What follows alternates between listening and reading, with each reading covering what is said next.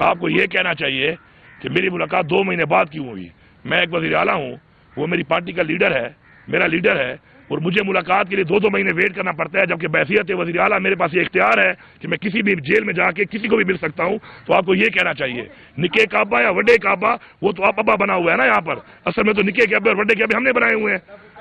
آئینی طور پہ تو مجھے ہر ہفتے ملنا چاہیے، میرے پاس عدالت کا آرڈر بھی ہے۔ مذاکرات کو نہیں مانتی ہوتی تھی جب زبیر صاحب باجوہ سے ملتے تھے، وزیر صاحب ملتی تھی، تو کیا اب اسی طرح کا پرتاؤ بعد میں نکل سکتا ہے؟ دیکھیں بڑی کلیئر بات ہے، عمران خان صاحب نے خود ہمیشہ مذاکرات کی بات کی ہے، اپنے ایک عمران خان کا جو ایک ویژن ہے اس پہ وہ کہتا ہے کہ مسائل کا حل مذاکرات سے ہوتا ہے، ایسا ہی ہے نا۔ اب بات یہ ہے کہ عمران خان جب جیل سے باہر تھے اس وقت عمران خان نے کہا کہ میں پاکستان کے لیے مذاکرات کے لیے تیار ہوں۔ اس کے بعد بھی مذاکرات کے حوالے سے عمران خان کہ جو مذاکرات کی بات ہے اس کے اندر عمران خان ڈیل نہیں کرے گا، ڈیل اپنی ذات کے لیے ہوتی ہے، ڈیل اپنے کسی منصب کے لیے ہوتی ہے۔ انہوں نے کی ہے ڈیلیں، انہوں نے لیے NRO اور ڈیلیں کی ہیں۔ عمران خان ڈیل نہیں کرتا، نہ وہ کرے گا، نہ ہی وہ کسی ڈیل کے لیے اس وقت جیل میں ہے۔ وہ ایک مقصد کے لیے، ایک نظریے کے لیے جو اس وقت غیر قانونی طور پہ جیل میں ہے، اور اس کی بیوی بھی ہے، ہماری اور لیڈرشپ بھی ہے، ابھی بھی ہمارے بہت سے کارکنان بھی ہیں، تو ڈیل والی بات نہیں ہے۔ ہاں مذاکرات پاکستان کے لیے ان چیزوں پہ جو غلط ہوئی ہیں ان کی اصلاح کر کے اگر ایک راستہ نکلتا ہے تو میرے خیال میں ہمیں اعتراض نہیں ہونا چاہیے۔ کوئی بات نہیں ہے کہ کوئی مذاکرات کے لیے بانی بی پی آئی رضامند ہو گئے یا جنتا کو صاحب کو کوئی ٹاسک دے دیا گیا، جو اندر ملاقات ہوئی ہے اس کے بارے میں آپ کی پارٹی تردید کریے، آپ کا کیا موقف ہے، کیا بات چیت ہوئی ہے، کیا واقعی خان صاحب راضی ہیں مذاکرات کے لیے، انہوں نے آپ کو ٹاسک دیا ہے کہ کریں؟ پہلی بات تو یہ ہے کہ ملاقات ہوئی ہے میری، تردید کر رہا ہے کوئی اور، بیان میں نے دیا نہیں ہے۔ کیا میں نے بولا کہ میرے ساتھ مذاکرات کے حوالے سے خان صاحب نے مجھے کوئی ٹاسک دیا؟ اپنے لوگوں کو اون کریں، وہ کہتے ہیں ون دا ہارٹس۔ اس جنگ کو جیتنے کے لیے آپ کو لوگوں کے دل پہلے جیتنے پڑیں گے، اعتماد کا رشتہ بحال کرنا پڑے گا، لوگوں کو ساتھ ملانا پڑے گا۔ میں یہ سمجھتا ہوں کہ انشاءاللہ جس طریقے سے ہم کام کر رہے ہیں اس کے اوپر اپنے صوبے کی حد تک، تو ہم انشاءاللہ اپنی جس طرح پولیس کو امپاور کر رہے ہیں، اسٹرینگتھن کر رہے ہیں، اپنے آپریشن پلان جو ہم نے بنایا ہے اس کو ہم نے امپلیمنٹ کرنا شروع کیا ہوا ہے، تو ہم اس کے ریزلٹس تو لے لیں گے، لیکن جب تک فیڈرل لیول کے اوپر اوور اس ریجن میں ہماری بارڈرز کے اوپر افغانستان کے اوپر پراپر کوئی بات چیت نہیں ہوگی تو ہمیں وہ ریزلٹس نہیں آ سکتے جو ریزلٹس ہم اس حوالے سے چاہتے ہیں۔ اس کے ساتھ ساتھ افغان ریفیوجیز کا جو معاملہ ہے اس پہ پختونخوا حکومت کا بڑا ایک واضح قسم کا موقف ہے کہ اپنی روایات کو دیکھتے ہوئے ہم کبھی بھی لوگوں کا آبجیکٹ ہے انلیگل جو فارمرز ہوتے ہیں، لیکن ہمارے صوبے میں ہم نے کیمپ لگا لیے ہیں، ہمارے صوبے میں والنٹیئر بنیاد پہ جو جانا چاہتا ہے ہم اس کو فیسیلیٹیٹ کریں گے، ان کو کھانا کھلائیں گے، عزت دیں گے، اور اپنے اخراجات کے اوپر ان کو عزت سے چھوڑ کے بھی آئیں گے۔ جو یہاں سے لوگوں کو لے کے آتے ہیں ان کے لیے بھی ہمارا یہی رویہ ہوگا اور یہی ہماری روایات ہیں۔ لیکن صوبے کی پولیس، صوبے کی انتظامیہ کسی کو بھی زبردستی نہیں نکالے گی وہاں سے، یہ ایک کلیئر میسج ہے، کسی کو بھی نہیں نکالے گی، کیونکہ ان حالات میں کسی کو اس طرح نکالنا کہ وہاں پر ان کے لیے بندوبست نہ ہو، وہاں پر وہ گورنمنٹ ان کو اون نہ کرے، وہاں پہ ان کی رہائش کے لیے، ان کے کھانے پینے کے لیے، ان کی زندگی گزارنے کے لیے کوئی ارینجمنٹس نہ ہو، تو اس طریقے سے لوگوں کو باہر بھیجنا بلکہ اس طریقے سے نکالنا جو ہے وہ نہ ہماری پالیسی ہے، نہ ہی ہماری روایات ہیں، اور نہ ہی ہم ایسا کرنے دیں گے۔ آخر میں صوبے کے NFC کے حوالے سے اور کچھ اور چیزوں کے حوالے سے بات کرتا ہوں جو کہ بیسیکلی جڑ ہیں کہ یہ جو حالات بن رہے ہیں اور ہم نے جو مرج کیا ایک ایسے علاقے کو جہاں پہ ہم نے آپریشن کیے اپنے لوگوں پر اور اسے کوئی ریزلٹس بھی نہیں آئے، تو اس کے بعد ہم ان کو جو وعدے کیے تھے وہ وعدے ہم نے پورے نہیں کیے، جس سے اور بھی غیر اعتمادی ہوئی ہے۔ اس وقت NFC نہ دینا، 58-57 لاکھ آبادی آنے کے بعد اس صوبے کو، اس صوبے کے ساتھ اور اس صوبے کی اس عوام کے ساتھ جو ان کے ساتھ منسلک ہوئی ہے، مرج ہوئی ہے، ان کے ساتھ ایک بہت بڑی زیادتی ہے۔ میں نے اپریل کی ڈیڈ لائن دی تھی، میرے ساتھ انہوں نے ایگری کیا تھا کہ اپریل میں NFC بلائی جائے گی، ریوائز کیا جائے گا، اور یہ ایجنڈا آئے گا، تو ایجنڈا ہمارا یہ قانونی ہے اور آئینی حق ہے، اس پہ ہمیں بھی کنٹیسٹ کرنے کی ضرورت ہی نہیں ہے، کیونکہ ہمیں آئینی طور پر یہ پیسہ ملنا ہے آبادی کے لحاظ سے، رقبے کے لحاظ سے جو آئین میں لکھا ہوا ہے۔ تو ابھی صدر صاحب کو جو ہے وہ کرونا ہوا ہے، مجھے پتہ چلا اپریل سٹارٹ ہوتے ہی، میری دعا ہے کہ وہ جلدی سے احتیاط ہو جائیں، کیونکہ اپریل میں ہی NFC ہونی ہے اور ان کا ہونا ضروری ہے، نہیں تو پھر قائم مقام صدر جو بھی ہوں گے ان سے ہم یہ کام کرائیں گے. میں بڑا واضح بتا رہا ہوں, اپریل مینز اپریل. یہ میرا آئینی حق ہے. اس آئینی حق کے لیے پھر میں نکلوں گا, پورے صوبے کی عوام کو بھی لے کے نکلوں گا, پورے صوبے کی پولیس کو, انتظامیہ کو, سرکاری ملازمین کو, سب کو لے کے نکلوں گا. اور یہ حق میں مانگتا ہوں, اور اگر مجھے حق نہیں ملے گا تو پھر میں دکھاؤں گا کہ میرا صوبہ, میری عوام اتنی کمزور اور اتنی لاوارث نہیں ہے کہ اپنا حق نہ لے سکے. مجھے اس وقت اے آئی پی کا وہ پیسہ جو کہ فیڈرل گورنمنٹ دیتی ہے, اے آئی پی کا وہ پیسہ جو کہ فیڈرل گورنمنٹ دیتی ہے مرڈ ڈسٹرکٹ میں, ان حالات کے باوجود بھی پچھلے 11 مہینوں سے پیمنٹ نہیں ہو رہی. میں چلا رہا ہوں پھر بھی نظام کو الحمدللہ, لیکن یہ نہ دینا اس بات کا ثبوت ہے کہ ان کی اتنی سیریسنس ہے. اس حوالے سے جو نیٹ ٹائیڈل کا ہمارا وہ 2020 ارب ہے, وہ تو علیحدہ ہے ایشین قاضی والا, اس کی تو بات چلے گی. اس کے علاوہ جو ریگولر ہمیں آتا ہے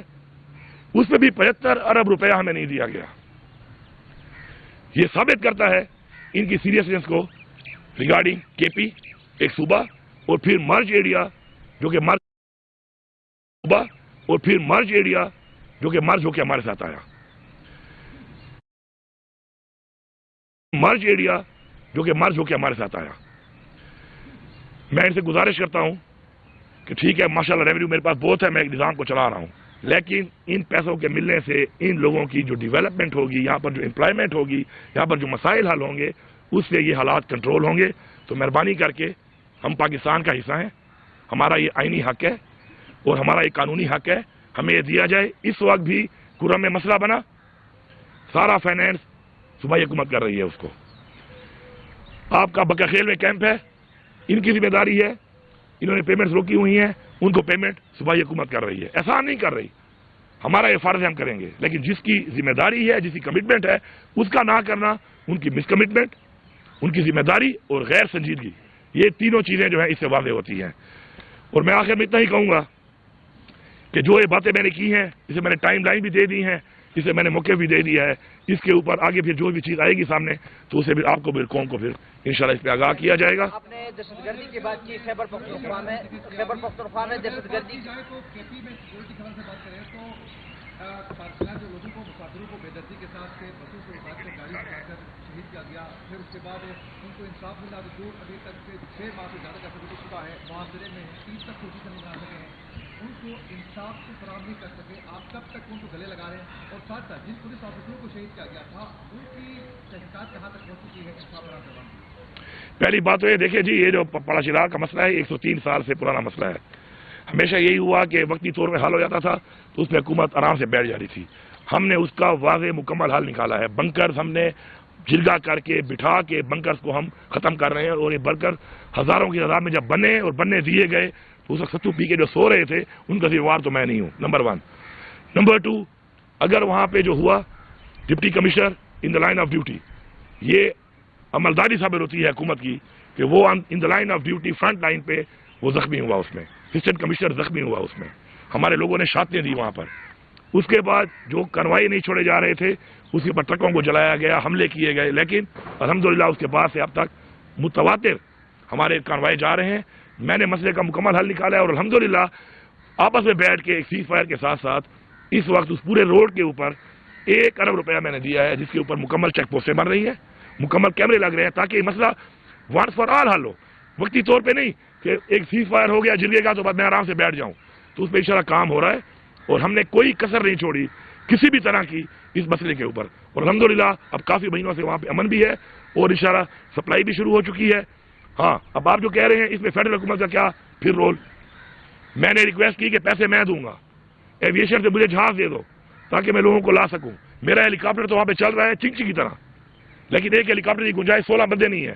کیسے کتنے بندے وہ لے کے آئے گا اور لے جائے گا؟ پھر کچھ فلائٹوں کے بعد اس کو پھر دوبارہ ٹھہرانا پڑتا ہے. ہیلی کی سروس ایک اور طرح کی ہے.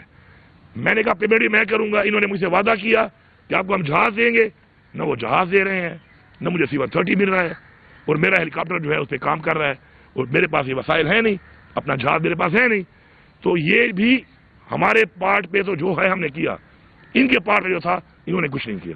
آپ نے خیبر پختونخوا میں دہشت گردی کی بات کی, انٹیلیجنس بیسڈ آپریشنوں کی بات کی, تو کیا خیبر پختونخوا میں جو جس طرح کی دہشت گردی ہو رہی ہے ایک تو تحریک طالبان پاکستان ہے جو کہ ان کے خلاف کارروائی ہو رہی ہے، اور دوسرا یہ ہے کہ جو لوگ وہاں کے ان کو گٹ طالبان کہتے ہیں، کیا ان کے خلاف بھی بلا تفریق مطلب کارروائی ہو رہی ہے؟ کیا ڈی خان یا باقی اضلاع میں ان کے دفاتر ابھی بھی موجود ہے؟ اور ساتھ ساتھ افغانستان کی جو بارڈر ہے مختلف ممالک کے ساتھ لگتی ہے، تو خیبر پختونخوا یا پاکستان میں دہشت گردی کیوں؟ دیکھیے جی، پہلی بات تو ہے کہ دہشت گردی پاکستان میں کیوں، یہ ایک بہت پیچیدہ بات ہے۔ پاکستان میں اس لیے کہ پاکستان اسلام کے نام پہ بنا ہے، پاکستان میں اس لیے کہ پاکستان 27ویں ماہ رمضان کو وجود میں آیا ہے، اور پاکستان میں اس لیے کہ جو اگر آپ تاریخی طور پہ دیکھیں تو اسلام میں بتایا گیا ہے خطے کا کہ جہاں سے غزوہ بدر ہونی ہے یا غزوہ ہند ہونی ہے، غزوہ ہند ساری، تو وہ یہی خطہ ہے، ٹھیک ہے۔ اب بات یہ ہے کہ جو انٹرنیشنل جتنی بھی چیزیں ہیں اس کے اندر پاکستان، افغانستان، ایران، یہ ایریا ایک فوکس میں ہے، اس میں منرلز بھی ہیں۔ ابھی آپ کو بہت سی چیزیں وقت کے ساتھ پتہ چلتی ہیں، ہمیں تو کوئی بتاتا نہیں ہے، نکالنی پڑتی ہیں۔ 1956 سے لے کے 1970 تک ایک سروے ہوا ہے، باقاعدہ ایگریمنٹ پہ سروے ہوا ہے، یو ایس اے اور پاکستان کی ایجنسی کے درمیان موجود ہے ڈاکومنٹ۔ کس چیز پہ؟ کہ مائن اینڈ منرل جو ہیں اس پورے خطے میں، اور انہوں نے اس کو انڈو پاک کے طور پہ لیا ہے، پاکستان کے طور پہ نہیں لیا، اور اس پہ یہ واضح لکھا ہوا ہے اس ایگریمنٹ میں کہ یہ ایک اکنامک بہت بڑا ہب ہے اس مائن اینڈ منرلز کا۔ اس کے بعد افغانستان پہ حملے ہوتے ہیں، ایران کے حالات آپ کے سامنے ہیں، تمام مسلم ممالک کے اندر جو اس وقت حالات چل رہے ہیں، آپ کو ایسے شروع ہوں، عراق، شام، فلسطین، مسلمان ممالک پہ کیوں ہو رہا ہے؟ کیونکہ یہ جو فورسز ہیں جو اسلام دشمن ہیں وہ ان چیزوں کو دیکھ رہی ہیں کہ ہماری قرآن کے مطابق، اسلامی تاریخ کے مطابق ہمارا جو مسلمانوں کا ایک ایمان ہے، اس میں جو چیزیں منسلک ہیں، اس سے نقصان جن کو ہونا ہے، جن فورسز کو ہونا ہے، جن عوامل کو ہونا ہے، تو وہ ہم ہیں، ہم اس کا مقابلہ کر رہے ہیں۔ اور باقی جو آپ نے بات کی ہے جو گڈ بیڈ طالبان کے بارے میں آپ کہتے ہیں، تو میں تو ہمیشہ اس کا مخالف ہوں۔ سر یہ بتائیے گا کہ گڈ بیڈ طالبان میں بات کر لوں کہ پہلے کی ہوئی ہے؟ ملاقات ہوئی ہے آپ کی اڈیالہ جیل میں عمران خان صاحب سے، اس ملاقات کے بعد جو خبریں چلی ہیں،